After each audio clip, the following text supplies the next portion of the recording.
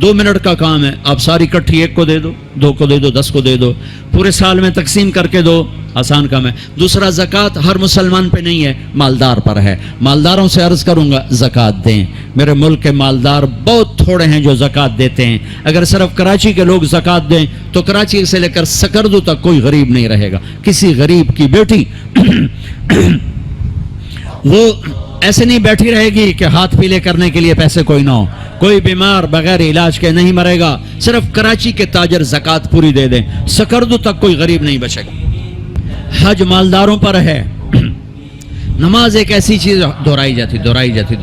میرے نبی نے کہا اپنے ملازم پر کام تھوڑا ڈالو تاکہ روزہ آسانی سے نبھا سکے، اپنے روزے کو نبھا سکے۔ اپنے ملازم، اپنے گھر کے نوکر نوکرانیاں، اپنے جاب کے، اپنی شاپ کے نوکر، ان سے کام تھوڑا لو۔ اب تم لوگوں کا سیزن ہوتا ہے رمضان، روزہ روے نہ روے سیزن لگنا چاہیے تھا۔ تمہیں اپنے سیزن کی فکر پڑ جاتی ہے، اور لوگ رمضان میں جنت بناتے تھے، آج کا تاجر رمضان میں پیسے بنائے۔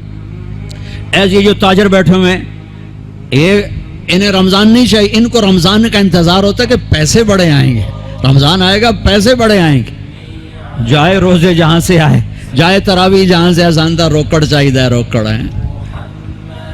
اور میں نے ایک نوجوان سے کہا یار تو تبلیغ میں وقت دیا کر۔ کہا جی میرے بدن میں بڑی دردیں ہوتی ہیں، میں نہیں جا سکتا۔ میں نے کہا ٹھیک ہے۔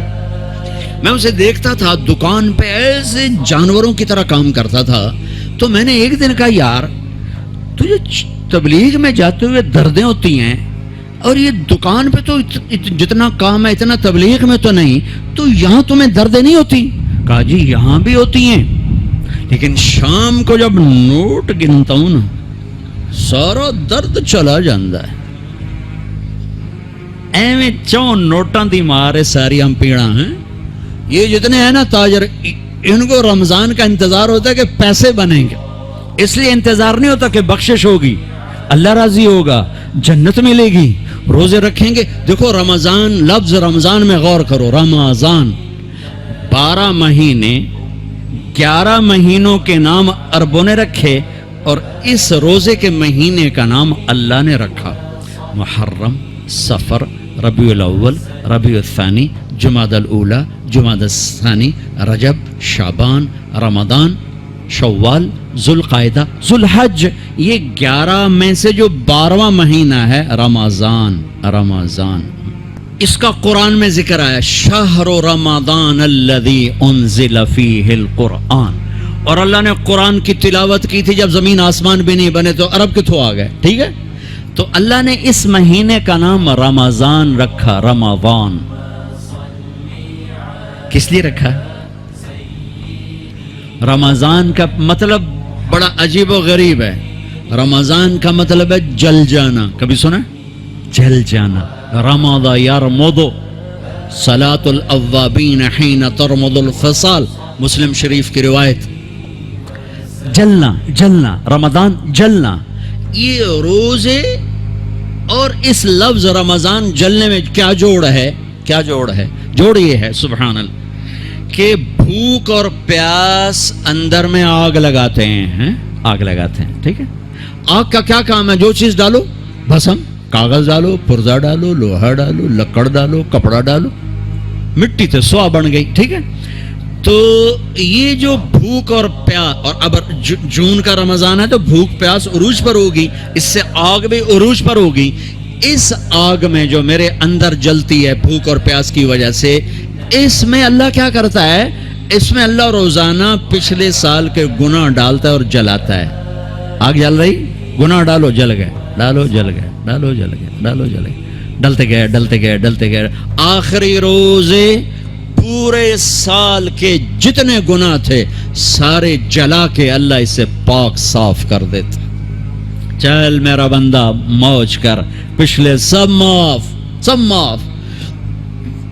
تو ہمارے سارے پکوڑے والوں کو شوق چڑھا ہوا، رمضان آئے پکوڑے وکن گے، سموسے والے آندے پہن رمضان آوے سموسے وکن گے، جتیاں والے آندے پہن عید آوے جتیاں وکن گیاں۔ وہ کسی کو یہ شوق ہی نہیں کہ بخشش ہوگی، اللہ راضی ہوگا، جنت ملے گی، اللہ کی محبت میں بھوک لگے گی، اللہ کے عشق میں پیاس لگے گی. وہ بھوک اور پیاس کی جو تڑپ اور کسک ہے، پھر ہم ہاتھ اٹھا کے اللہ سے مانگیں گے. ہم کہیں گے یا اللہ، تو عرش کے دروازوں تک میری پکار جائے گی، ساتوں آسمان میری پکار سے گونج اٹھیں گے. مجھے یقین ہے کہ میرا اللہ کہتا ہے، میرا نبی فرماتے ہیں کہ اللہ رمضان میں سارے آسمان کے فرشتوں سے فرماتا ہے روزے رکھنے والوں کی دعا پر آمین کہو. عرش کے فرشتوں سے اللہ فرماتا ہے میری تسبیح چھوڑ دو، رمضان کے روزے رکھنے والوں کی دعا پر آمین کہو، آمین کہو. عرش فرش میں گونج اٹھتی ہیں میری دعائیں، میری صدائیں. آہا، میرے نوحے، میرے گریے ہلا دیتے ہیں. اگر بھوک پیاس میں مزے آ رہے ہوں کہ واہ یا اللہ تو نے کہا تھا نا، دیکھ میں بھوک سے بیٹھا ہوں. اس لیے افطار کے وقت دعا کیوں قبول ہے؟ افطار کے وقت کھانا سامنے ہے، پانی سامنے ہے، اور آواز کان لگے ہوئے ہیں سائرن کی آواز پر، تو اللہ کہتا ہے یہ فرشتہ، یہ میرے بندے، کھانا بھی سامنے ہے، پانی بھی سامنے، یہ کیوں نہیں کھا رہے، یہ کیوں نہیں پی رہے؟ بولو کہ یا اللہ تیری محبت، میری محبت، چلو تم گوار ہو، میں نے معاف کیا، چل میرا بندہ مانگ. کھانے سے پہلے مانگ. وہ وقت مانگنے کا ہوتا ہے، پکوڑے کھاؤں دا نہیں ہوتا، سموسے دھکن دا نہیں ہوتا. سموسے، پکوڑے، کچوریاں، 500 چیزاں تو اندر پا لیندے ہو. سارے روزے دی تباہی پھیر کے رکھ دیتے. ایک مہینے کے لیے اوور آلنگ ہے، ٹیوننگ ہے، ٹیوننگ. تھوڑا کھاؤ، تھوڑا کھاؤ، تھوڑا کھاؤ. ٹھنڈے شربت مت پیو، ٹھنڈے شربت مت پیو افطاری کے وقت. بعد میں پینا تو پی لو، این افطاری کے وقت اپنے اوپر ظلم مت کرو. سارے دن کا انجن گرم ہے، ایک دم اس کے اوپر برف پھینکتے ہو. تھوڑی دیر صبر کر کے سادہ پانی پی لو، نماز پڑھ لو، پی لو. لیکن این روزے کے وقت بچو تلی ہوئی چیزوں سے، کراری چیزوں سے، مسالے دار چیزوں سے، ثقیل چیزوں سے بچو. ہلکا پھلکا رکھو پیٹ کو، ہلکا پھلکا، تاکہ روزے کا مقصد حاصل ہو کہ جسم پاک ہو، غلاظتوں سے، گندگیوں سے پاک ہو، صاف ہو. ہاں، اور اپنے دل کو بھی صاف. رمضان میں سب کی بخشش ہو جاتی، سب کی. 4 نہیں بخشے جاتے، 4 آدمی نہیں بخشے جاتے، 4 قسم کے مرد عورت سب کی بخشش ہو جاتی، سب کی. 4. اللہ تعالی ہماری حفاظت فرما لے. کسی بھائی میں یہ عیب ہے، ابھی سن کے توبہ کر لینا. شراب پینے والا، مستقل شراب پینے والا، رمضان میں بخشش نہیں. ماں باپ کا نافرمان، ماں باپ کا نافرمان. ماں باپ کے نافرمان کے لیے تو میرے نبی نے کہا کہ اللہ ہر گناہ کی سزا موت کے بعد دے گا. ماں باپ کے نافرمان کو یہیں سے شروع کرے گا اور آگے تک لے کے جائے گا. یہاں بھی سزا دے گا اور آگے بھی سزا دے گا. صرف ایک گناہ دنیا میں ایسا ہے، کفر شرک کی سزا بھی موت کے بعد. زنا، شراب، جوے کی سزا سود کی موت کے بعد ہے. ایک گناہ ماں باپ کی دل آزاری، دل دکھانا، اللہ یہاں سے یہ سزا شروع کرتا ہے اور آخر تک پہ چلاتا ہے اس کو. میرے نبی سے پوچھا گیا یا رسول اللہ قیامت کب آئے گی؟ آپ نے کہا اللہ کو پتہ ہے. کہ کوئی نشانی بتائیں؟ کہ جب ماؤں کو ذلیل کیا جائے گا قیامت آ جائے گی. ماں باپ کا نافرمان. تیسرا کون ہے؟ رشتہ داروں سے لڑنے والا. کبھی بھائی سے لڑا، کبھی بہن سے لڑا، کبھی خالہ سے، کبھی چاچے سے، کبھی مامے سے، کبھی تائے سے، کبھی پھوپھی سے. قریبی رشتوں سے لڑنے والا اور تعلق توڑنے والا، اس کی بخشش نہیں ہوگی. چوتھا کون ہے؟ کینہ رکھنے والا. کینہ، شہن. ایک ہوتا ہے بغض، ایک ہوتا ہے کینہ. شہن، بغض، شہن. بغض کیا ہے؟ کہ مجھے انصر بھائی سے نفرت ہے، یہ بغض. اور کینہ کیا ہے؟ کہ میں ان کو نقصان پہنچانا چاہتا ہوں، نفرت کے ساتھ ان کی ٹانگیں کھینچنا چاہتا ہوں، اس کو کینہ کہتے ہیں. تو یہ 4 برائیاں معاف نہیں ہیں. ہاں کوئی توبہ کرے تو سب معاف ہو گیا، سب معاف ہو گیا، سب معاف ہو گیا. تو اللہ نے ہمیں رمضان کا مہینہ دیا ہے. جہنم کے دروازے بند ہو جائیں گے، جنت کے دروازے کھل جائیں گے. فرض 70 فرض کے برابر ہو جائے گا، نفل فرضوں کے برابر ہو جائے گا. تراویح کے ہر سجدے پر 1500 نیکی لکھی جائے گی. ہر سجدے پر 1500 نیکی لکھی جائے گی. 20 رکعت 40 سجدے 60,000 روزانہ. یہ بہت بڑا کلام مجھے نظر آیا. یہ یہاں باہر ایک چھوٹا سا پرچہ لگا دیں کہ جو یہاں آ کے تراویح پڑھے گا ہر سجدے پر اس کو 150 روپیہ دیا. 150 چھوٹو 15 روپے دیے جائیں گے. ہر سجدے پہ 15 روپے دیا. ایتھے ویکھا جی لڑائیاں کیویں ہوندیاں. اے سارے پوترے دادیاں نو چاہتے لے آون گے, دوترے نانیاں نو چاہتے, نانی ٹر اج تراویح تینوں پڑھاون. دادے نانیاں نو پوچھدا کوئی نہیں, انہاں دی عید ہو جاونی. تسی ایتھے اعلان کر کے لکھ دیو بے جڑا ایتھے آوے گا انہوں اسی فی سجدہ 15 روپے دیواں گے. ایتھے پھر سوٹے ویکھے جے کیویں چل دے. میرے نبی میرے محبوب, میرے پیارے اور میرے اللہ کے پیارے دلارے راج دلارے, وہ کہہ رہے ہیں او میری امت 1 گھنٹہ لگا لو, 1 گھنٹہ 40 سجدے, ہر سجدے پہ 1,500 نیکی, 60,000 نیکیاں, اور ہر سجدے پر جنت میں ایک سرخ یاقوت کا محل, اور ہر سجدے پر جنت میں ایک درخت جس کے نیچے 100 سال گھوڑا دوڑ سکتا ہے. اتنے تھوڑے وقت میں اتنی کمائی. اب 8 تراویح پڑھ کے آدھی مسجد خالی جا رہے, کتنے جا رہے ہو, کی کرن جا رہے ہو, کوئی کام نہیں. 8 پڑھ کے جوتا اٹھا کے جا رہے ہیں. اے بھائی پڑھ لو, سال کے بعد آیا ہے موقع اللہ سے لینے کا, اور ہر سجدے پر یہ کچھ اللہ دے رہا ہے. اور پھر جب آخری رات ہوتی تو اللہ فرماتے ہیں میرے فرشتوں, میرے بندوں کی رات کی تراویح اور دن کا روزہ, اس کے بدلے میں نے ان کے پچھلے سارے گناہ معاف کر دیے. اور آسمان پہ ایک فرشتہ اعلان کرتا ہے یا باغ الخیر ابشر و اقبل, اے بھلائی کے چاہنے والے آگے بڑھ خوشخبری ہو, اور اے برائی کے کرنے والے بس کر اور واپس ہو. اور اللہ کا عرش مستقل پہلے آسمان پہ آ جاتا ہے. عرفات کے دن صرف عرفہ کے دن پہلے آسمان پر, لیکن رمضان میں پورا رمضان عرش پہلے آسمان پر. اور میرے اللہ کا ہے کوئی بخشش چاہنے والا, ہے کوئی توبہ کرنے والا, ہے کوئی رزق لینے والا, ہے کوئی سوال کرنے والا, ہے کوئی دنیا اور آخرت کی حاجت لینے والا, ہے کوئی مانگنے والا. ہر وقت اللہ کی طرف سے اعلان ہوتا ہے اس مہینے کو کمائی بناؤ, دنیا کماؤ, حلال کمانا. کو میں تو ویسے مذاقن کہہ رہا ہوں, ہر ایک دنیا کمانا کوئی منع تھوڑا ہی, حلال کمانا کوئی منع تھوڑا ہی ہے.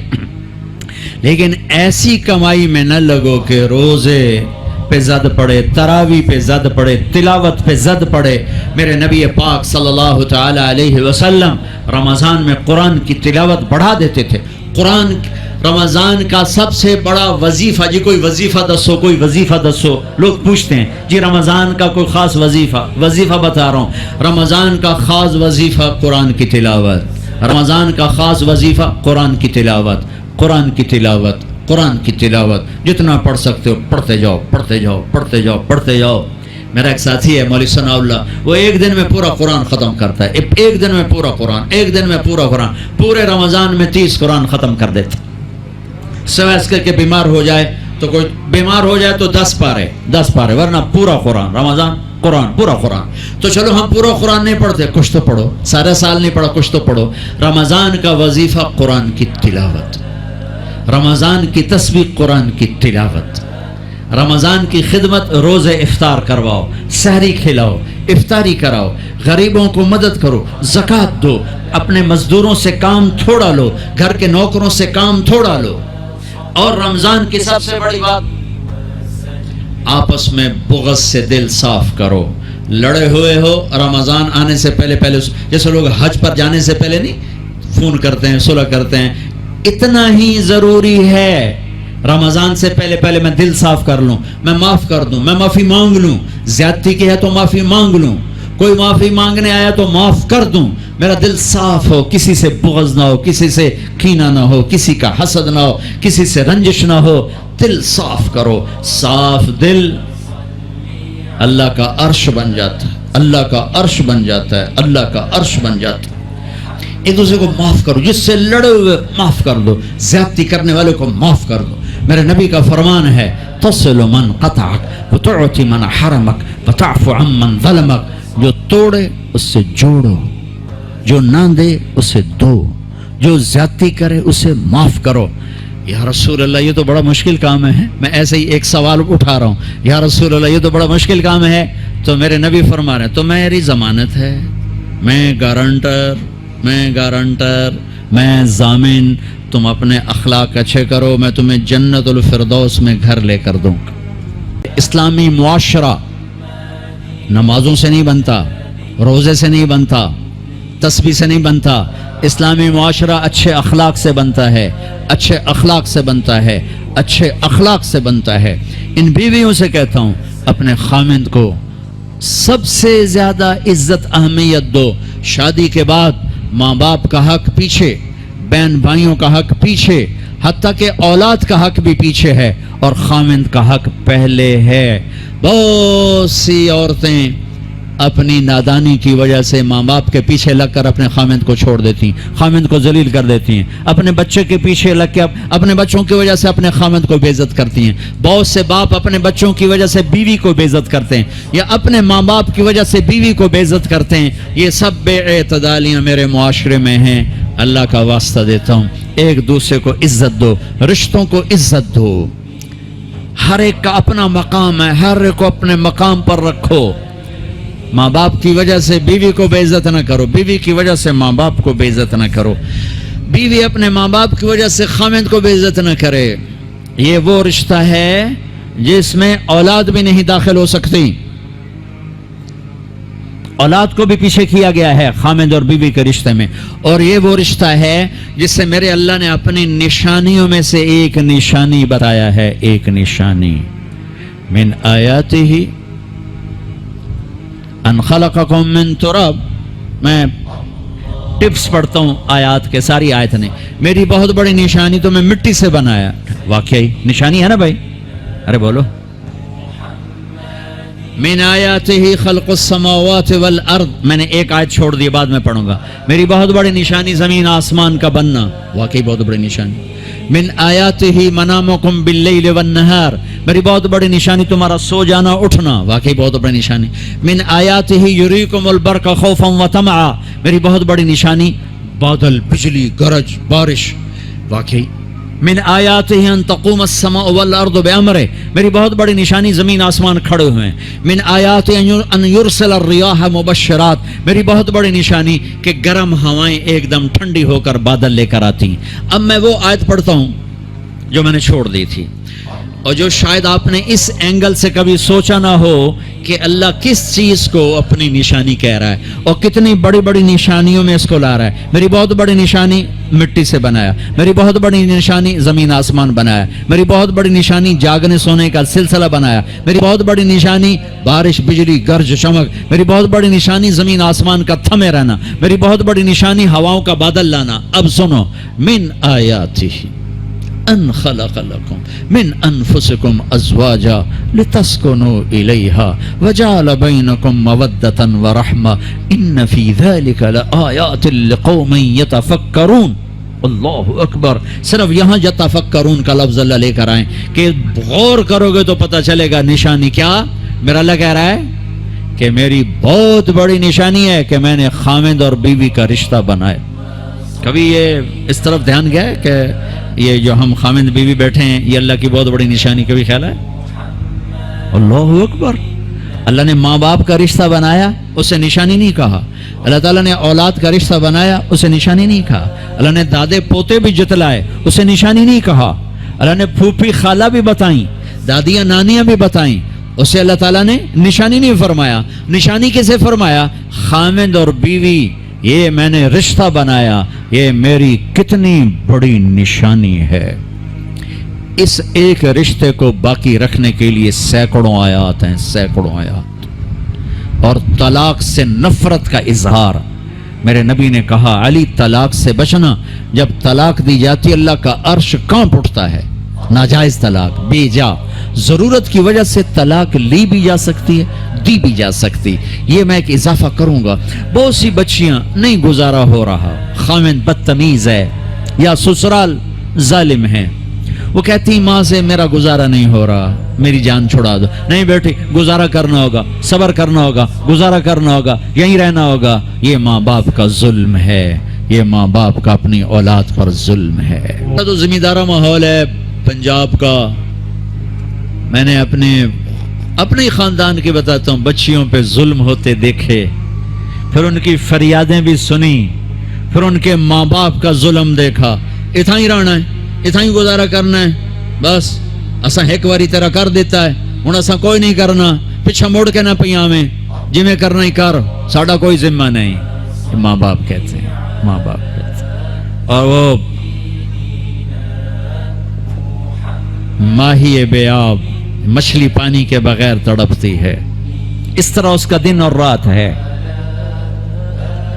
زندہ کی کھال کھچ رہی ہے، اس طرح اس کا دن اور رات ہے. اور ماں باپ کا جبر، گزارا کرنا ہے، گزارا کرنا ہے. تین بعد کون تیرا رشتہ کتوں آئے گا، تیری شادی کتوں کریں گے.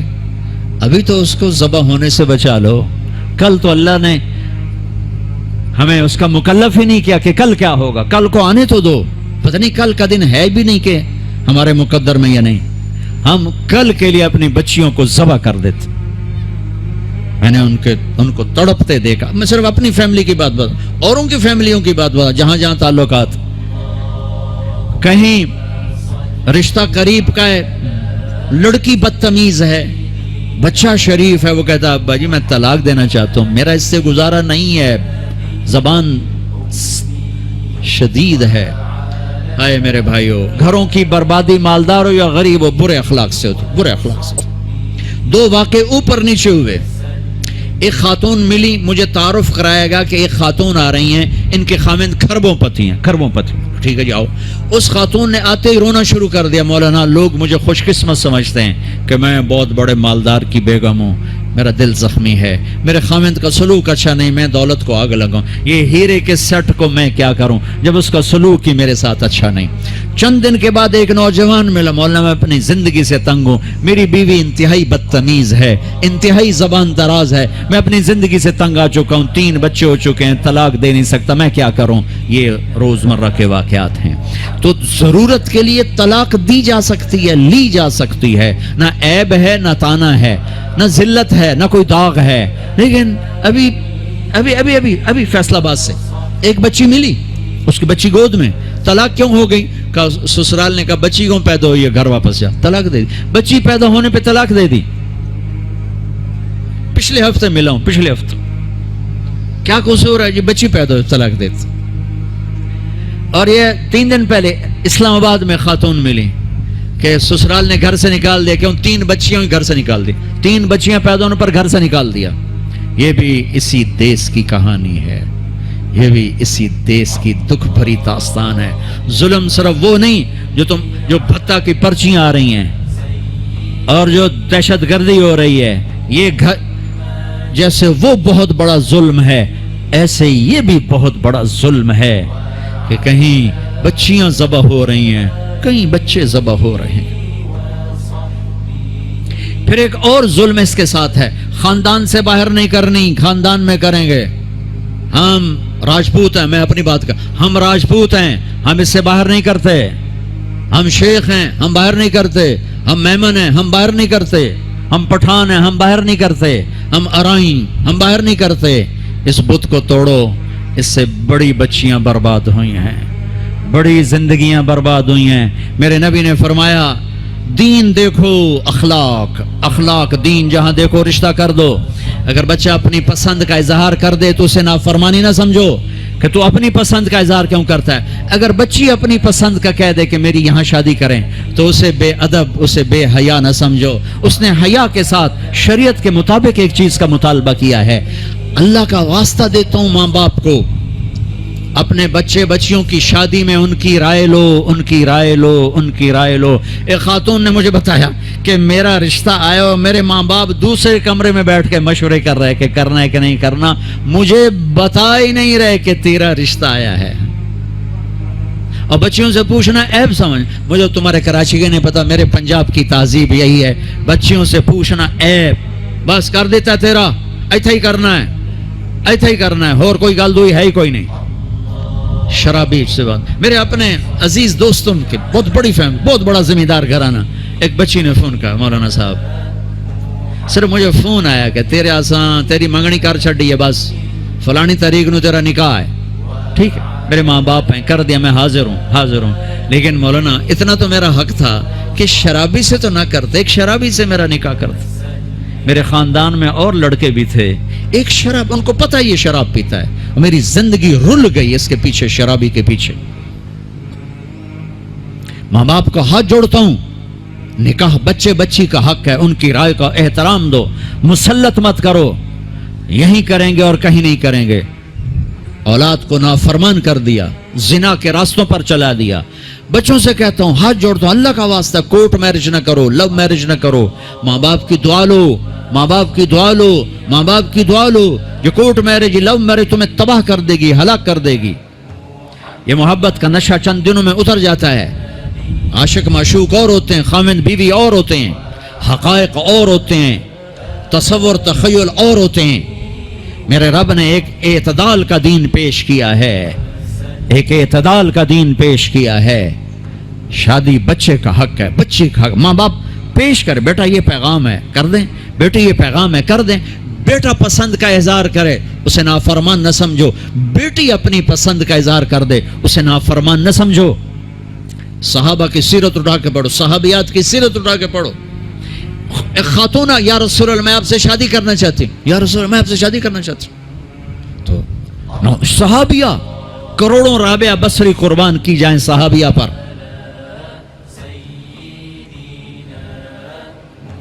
ہاں, میرے نبی نے خاندان کا بت توڑا, اپنی قوم میں شادی کی. حضرت عائشہ قریش, حضرت حفصہ قریش, حضرت سودا قریش, ام حبیبہ قریش. ام حبیبہ دشمن خاندان سے, بنو امیہ, ابو سفیان کی بیٹی, ابو سفیان دشمن, اس کے گھر شادی کی. اس بت کو توڑا ہے. پھر قریش سے باہر نکلے عرب, میمونہ رضی اللہ تعالیٰ, ہلالیہ, جویریہ رضی اللہ عنہ, بنو مستلق, زینب بنت جہش قریش, زینب بنت خزیمہ قریش, ام سلمہ قریش. باہر نکلے, زینب میمونہ ہلالیہ قریش سے باہر, جویریہ بنو مستلق قریش سے باہر. پھر ایک قدم آگے, عربوں کے باہر شادی کی, یہودیوں میں. حضرت صفیہ, یہود, بنو قریظہ. آپ جانتے تھے کہ میری امت یہ بت کھڑے کرے گی, یہ بت کھڑے کرے گی. بچیاں بوڑھی ہو جائیں گی, کہیں گی بس راجپوت ملے گا تو کریں گے, نہیں تو نہیں. میمن ملے گا تو کریں گے, نہیں تو نہیں. شیخ ملے گا تو کریں گے, نہیں تو نہیں. یہ پتہ نہیں کتھوں آ گئے, جٹ بٹ ناٹ کتھوں کٹھے ہو گئے. قومیں تو پہچان کے لیے ہیں, نہ کہ ان دیواروں کو کھڑا کرنے کے لیے. پھر اپنی بچیوں کو سنو, میرے نبی نے حضرت زینب کا رشتہ کیا, ابو العاص, بنو امیہ, دشمن خاندان. حضرت رقیہ, حضرت عثمان, بنو امیہ, حضرت ام کلثوم, حضرت عثمان, بنو امیہ. مخالف دھڑے میں حضرت عثمان اپنا دھڑا چھوڑ کے آ گئے, لیکن پیچھے نسبت تو بنو امیہ ہے. ایک بچی فاطمہ اپنے گھر میں دی علی کو, اور وہ بھی کیسے دی؟ ایک حدیث سناؤ, میرے نبی نے فرمایا, ما تزوجت وما زوجت الا بوحی من السماء نزل به جبریل. میں نے جہاں شادی کی, میں نے جہاں بیٹی دی, پہلے آسمان سے جبریل آیا, حکم سنایا, پھر میں نے قدم اٹھایا. ٹھیک ہو گیا, ٹھیک ہے. اب حضرت علی رشتہ لے کر آئے, رشتے کا پیغام لے کر آئے, اور آ کر چپ کر کے بیٹھ گئے. آپ نے فرمایا, آپ کو تو پتا تھا علی کیوں آئے بیٹھے. آپ نے کہا, علی کیسے آئے؟ چپ, شرم کی وجہ سے. 21 سال عمر تھی حضرت فاطمہ کی, 15.5 سال. پھر آپ نے خود کہا, علی فاطمہ کے رشتے کے لیے آئے ہو؟ جی. تو آپ نے کہا, انشاءاللہ, اور یہ کہہ کر اٹھ گئے. تو حضرت علی بڑے پریشان سے اٹھے اور باہر آ گئے. باہر صحابہ انتظار کر رہے تھے کہ کیا بنتا ہے. صحابہ نے پوچھا, کیا ہوا؟ کہا, انکار. کہیں انکار؟ وہ کیسے؟ کہا, کچھ بھی نہیں بولے. تو عبد الرحمن بن عوف کہنے کے, کچھ تو بولے ہوں گے. کہا, انشاءاللہ کہا تھا. کہا, تو ہو گیا. کہا وہ کیسے؟ کہا نبی کا انشاءاللہ ہاں ہوتا ہے. اچھا اب یہ انشاءاللہ کیوں کہا؟ یہ کیوں نہیں کہا کہ ہاں ہو گیا؟ آسمان سے وحی آ چکی ہے، جبریل آ چکا ہے کہ فاطمہ علی کے لیے ہے، یہ جوڑا طے ہو چکا ہے، پھر ہاں کیوں نہیں کی؟ ارے آپ کو سمجھانے بتانے کے لیے. سنو میں کیا فریاد کر رہا ہوں. صرف عبادات کا نام اسلام نہیں ہے، یہ سب اسلام بیان کر رہا ہوں. میرے نبی گھر آئے، فاطمہ جیسی جنت کی شہزادی کو بلایا، بیٹی فاطمہ علی کا رشتہ آیا ہے، ہاں کر دو. کیا وحی کے آنے کے بعد بھی پوچھنے کی ضرورت تھی؟ جب اللہ کہہ چکے ہیں کہ فاطمہ علی کے لیے ہیں اور آسمان سے جبریل آ چکے ہیں کہ یہ رشتہ آسمانوں پہ طے ہو چکا ہے، پھر یہ کیوں کہا فاطمہ بیٹی علی کا رشتہ آیا ہے، ہاں کر دو؟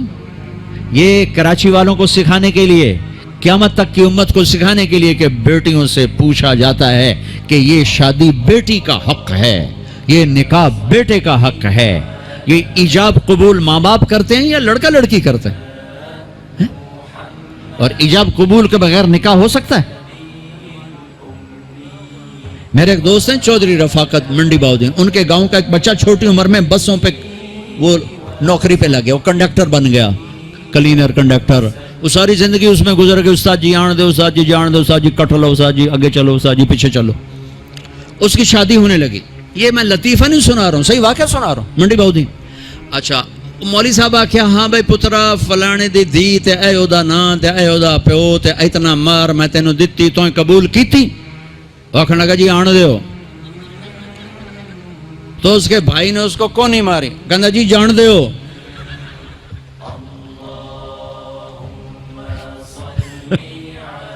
وہ سمجھا چاہتے بھی آن دیو تو جان دیو، کٹ لو تو کر لو. ایجاب قبول کتنے ضروری لفظ ہیں کہ جب تک لڑکی لڑکا یہ نہیں کہیں گے نکاح نہیں ہوگا. یہ ماں باپ کا حق ہے، یہ بچوں کا حق ہے. تو آج ماں باپ کیوں ظلم کرتے ہیں کہ زبردستی اپنی مرضی کی شادی مسلط کرتے ہیں؟ اللہ کرے ہماری اولاد ہماری مرضی پہ شادی کرے.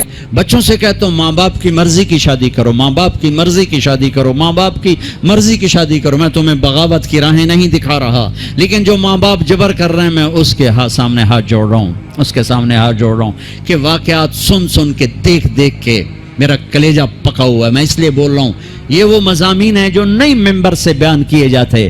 میں بول رہا ہوں کہ یہ میرے معاشرے کی دکھتی ہوئی رگیں ہیں. جہاں نیکی دیکھو وہاں رشتہ دے دو، چاہے خاندان، ہاں خاندان میں کو ترجیح دو، خاندان کو ترجیح دو، کوئی شک نہیں، کوئی شک نہیں. لیکن اگر خاندان میں جوڑ نہیں باہر تلاش کرو. ہمارے جی ہم بچی والے، ہم کیسے جائیں؟ بچی والے نہیں جا سکتے. یہ تو ہندوستان کی ہندی ثقافت ہے. میری بیٹی جوان ہے، میرے ذمہ میں اپنی بیٹی کا رشتہ تلاش کروں. میں جا کر کہوں بھئی میری بچی جوان ہے، اگر آپ کو مناسب لگے تو آپ ہمارا پیغام قبول کر لیں. لیکن ہم اپنی بچیوں کو بوڑھا کر دیتے ہیں. کوئی رشتہ آئے تو کریں، کوئی رشتہ آئے تو کریں. پھر ایک یہ جو رشتے کرانے والیوں کا چکر ہے، اس نے کتنے گھر تباہ کر دیے ہیں. تو ماں باپ سے کہتا ہوں رائے لو. اولاد سے کہتا ہوں ماں باپ کے خلاف نہ جاؤ، نہ جاؤ، نہ جاؤ، نہ جاؤ. برکت کیا، دین سارا ہاتھ سے نکل جائے گا.